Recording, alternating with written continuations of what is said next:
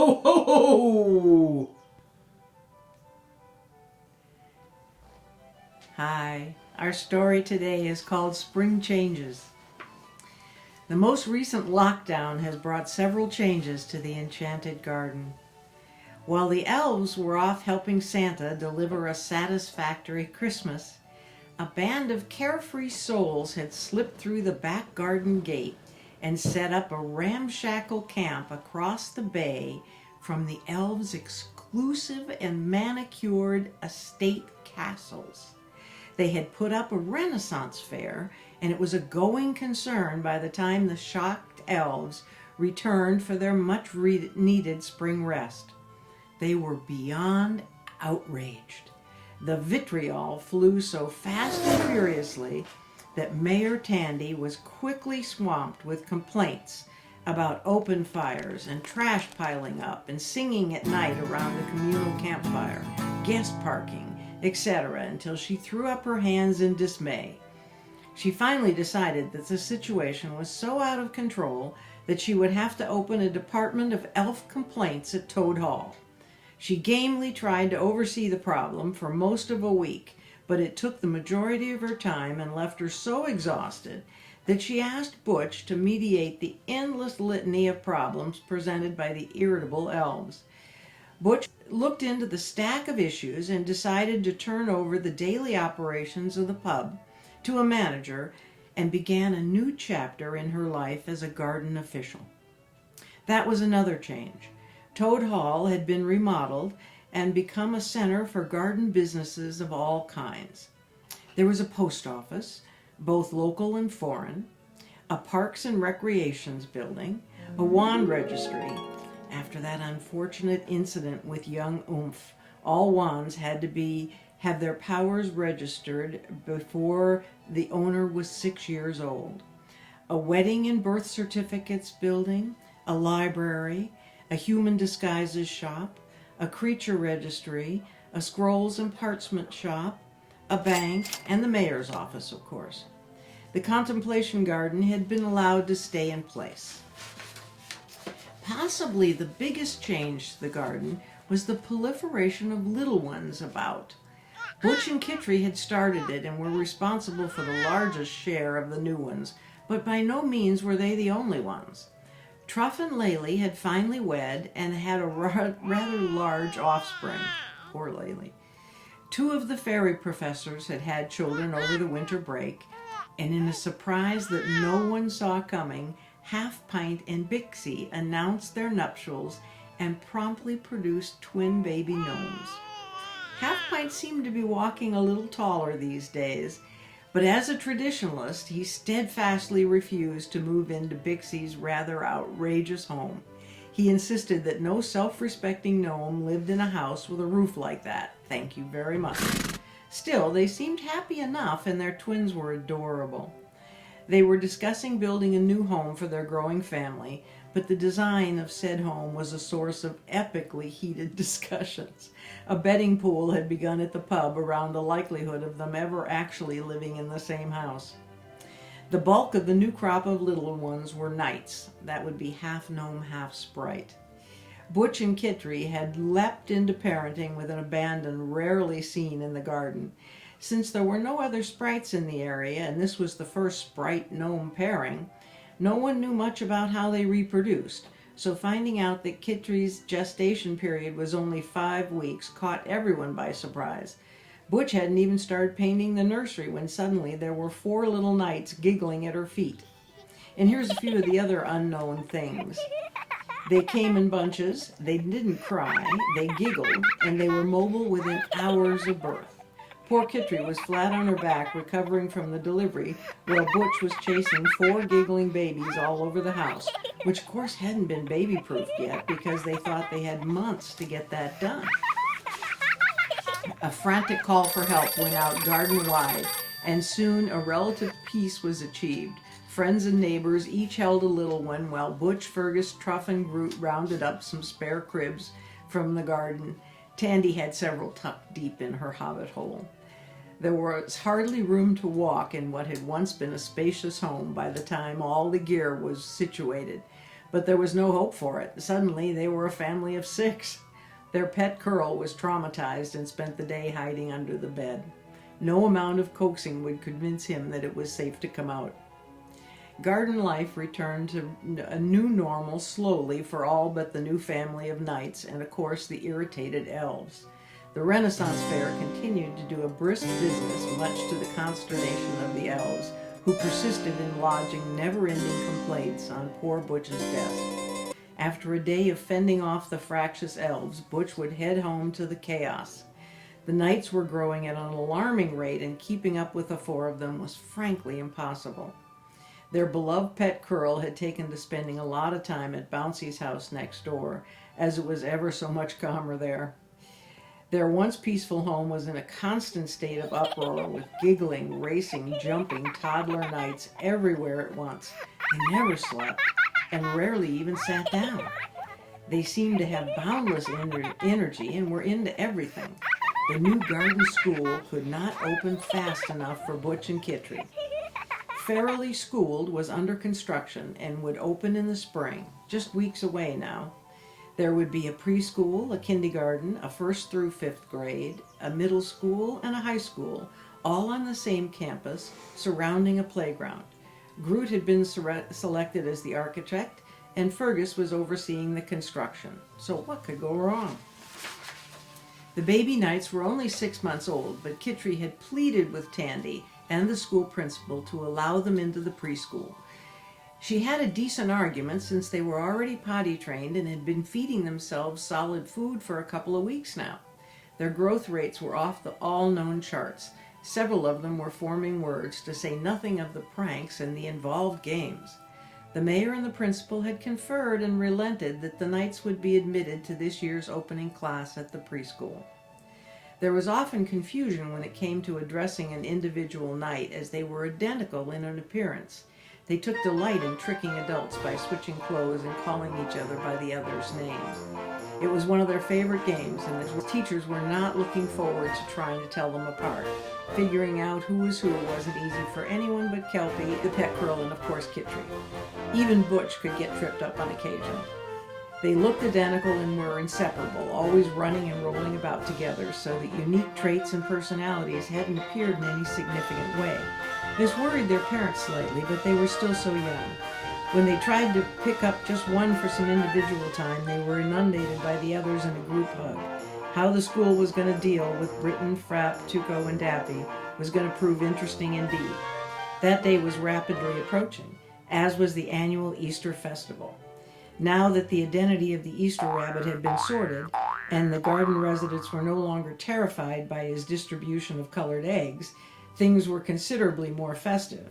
And with the increase in children, this year should prove to be especially fun, with all the little ones being able to join in the egg rolling contests, the parade, and the egg hunts. The knights were particularly looking forward to the egg hunt. The dwarf Handy was frightfully busy whipping up Easter bonnets for all the garden residents to wear in the parade, and everyone was awaiting the arrival of Peter Rabbit, who should have been here several days early to oversee all the preparations. "Fergus, are you sure you made it clear he is welcome to stay in the guest cottage this year?" asked Mayor Tandy Bucklebottom querulously. "He should have been here 2 days ago, or at the very least yesterday." "Easy, easy, old gal. There's no use getting all spun up about it," soothed Fergus. "I'm sure he's got a good reason for being late. But if it'll make you feel better, we'll start a wee search for him." Peter did have a fairly good reason for being late. He was currently hugging the back corner of a cage to avoid the grubby hands of a human child trying to reach him, hopefully just to play with him. It was his own fault, and he'd been kicking himself, something a rabbit could do with relative ease, for the last several hours for getting caught with his figurative pants down. He'd been strolling through a luscious field of lavender when the sun and the sleepy nature of the flowers convinced him that the mayor wouldn't mind if he took just a wee nap before arriving in the garden. Before he knew what had happened, he was on display in the window of a pet shop, stripped of his vest and basket and wearing a ridiculous yellow bow around his neck. Almost immediately, a lady had come in, bought him, and brought him to this yard, where she set him on the grass in this cage. The mayor would surely be having fits by now. Back in the garden, Fergus was good to his word and rounded up Groot, Half-Pint, Truff, the troll, and Trefallen, the elf. He explained that they needed to search for Peter Rabbit and described him for Trefallen, who hadn't been around last year. "I am Groot," suggested Groot. "Good thinking," answered Fergus. "You climb up and get her. Gylfie can fly in directions that are harder for us to cover on foot, which increases the areas we're able to search. Have her start with the fields east of the garden, as that is the most likely direction Peter would have been coming from. If she doesn't see him in about 8 miles, tell her to circle back and we'll regroup. With the Griffin covering that area, I'd like you to go south, Half-Pint. Stay on the roads whenever possible. Trefallen, how about you team up with Groot and go west? Truff and I'll go north, okay? Everybody know what they're doing? Meet back here in 4 hours." 4 hours later. Sweating and discouraged, the group sat in the dust on the side of the dirt road waiting for the Griffin. She came swooping in silently and settled beside Half-Pint, who tried hard not to look terrified. "Nothing, I take it," sighed Fergus. "I saw lots of creatures," allowed Gylfie, "and I did see a rabbit, but it didn't match the description from what I was able to understand of what Groot said. She was covered in a film of dirt and breathing heavily. They were all exhausted." "What did it look like?" asked Fergus. "Well, it was in a cage, wearing a yellow ribbon, and a human child was trying to grab it," replied Gylfie. "It was hopping from side to side in a big wire cage while a boy chased it around in some kind of game. It's about 4 miles from here if you want to see it. Definitely no basket or lavender vest, though." "I am Groot," said Groot. "It may be the only one we've seen, but Peter definitely wears a lavender-colored vest, and he knows Tandy well enough not to dally playing games with a human while she's trying to organize our first Easter, so that can't be him," said Fergus, shaking his head. "I guess we'll have to look further afield." Groot shook his head in dismay while Fergus gave out new search parameters to the team. A few more hours later. They were right back where they started, exhausted, but still no holiday rabbit in evidence.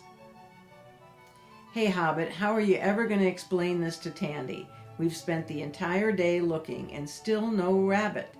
Easter will be ruined in her eyes. And she's irritable on a reasonably good day," said Truff. Fergus's shoulders slowly drooped during Truff's comments. "You're right. She's going to be heartbroken. She loves this kind of stuff. No matter how she fusses, she adores seeing the kids all dressed up and having fun.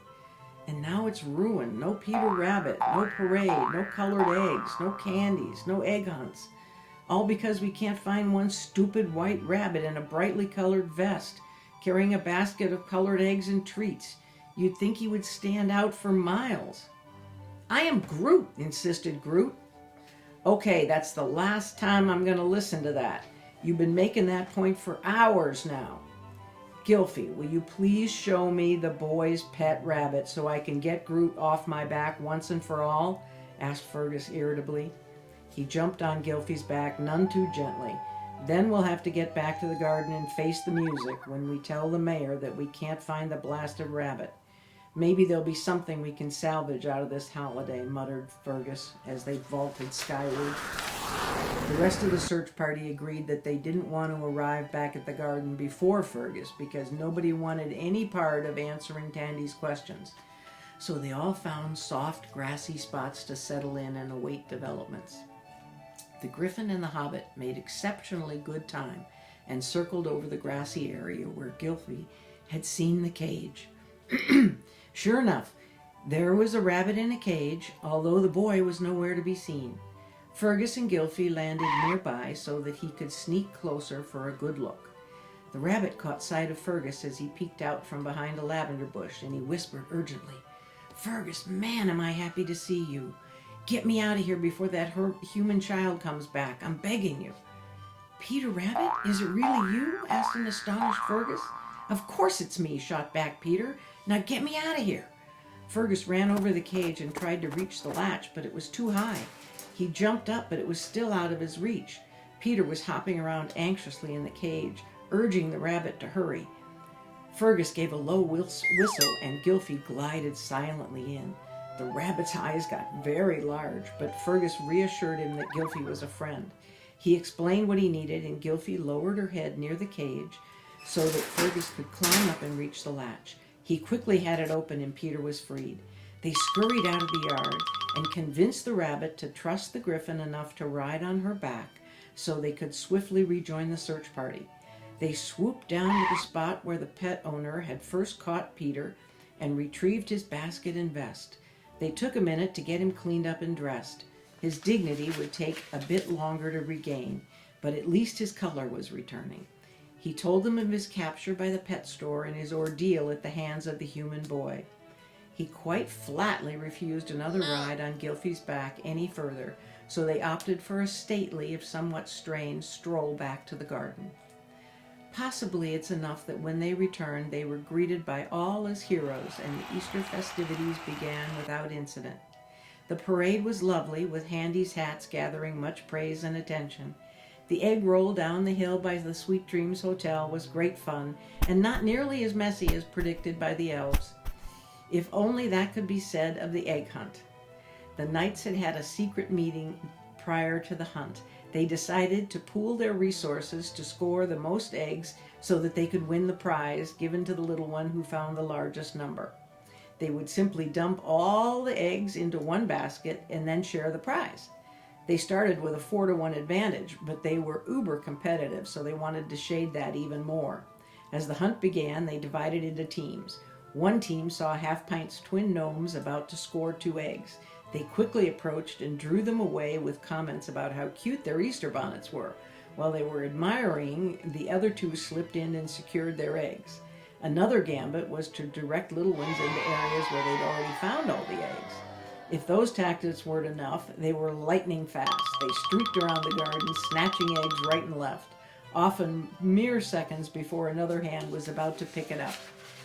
The adults were unaware of any of this was going on and were enjoying a few minutes rest before the Easter brunch.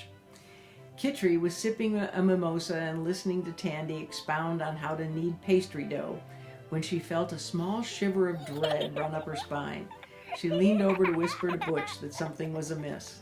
"How do you know?" Butch asked. "I don't know for sure, but I've got one of those unpleasant feelings. You better check on what the kids are up to," she replied.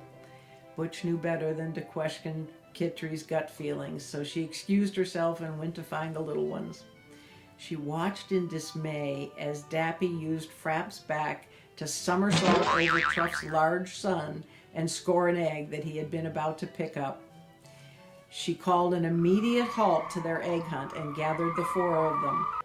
She looked at their overflowing baskets and asked how they had managed to collect so many eggs.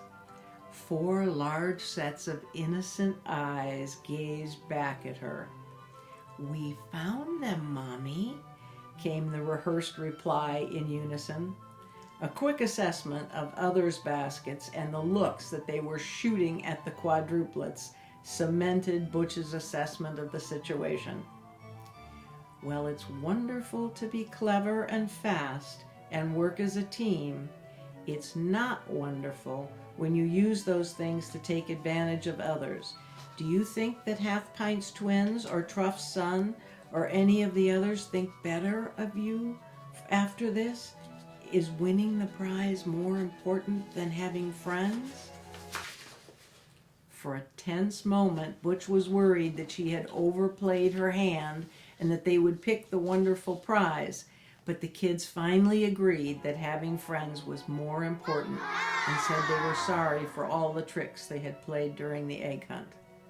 The 4 relinquished their booty and offered to re-hide them for the others to find. Butch told them that while she appreciated that offer, that didn't go far enough to repair the damage they had done, so they were to go to each child and apologize for the way they had tricked them out of their eggs during the hunt. They squared their little shoulders and dutifully set off to do as Mom had instructed. Kitri and Butch looked on as the 4 little ones went through each apology. The egg hunt drama concluded. Everyone went to Easter brunch and enjoyed a lovely feast. The first Easter in the garden ended without further incident, much to Peter Rabbit and Mayor Tandy's relief. Monday, after the holiday, the doorbell rang while the Knights were finishing breakfast. Kitchery went to answer it and found a group of garden children outside. "We're here to see if the Knights want to walk to school with us," called one of the kids. So Britain, Frapp, Tuco, and Dappy walked off to their first day of school, surrounded by a gaggle of friends. Kitchery and Butch finished their coffee and took their pet Curl for a peaceful walk. They needed it. The end. Stay magical. Ho, ho, ho!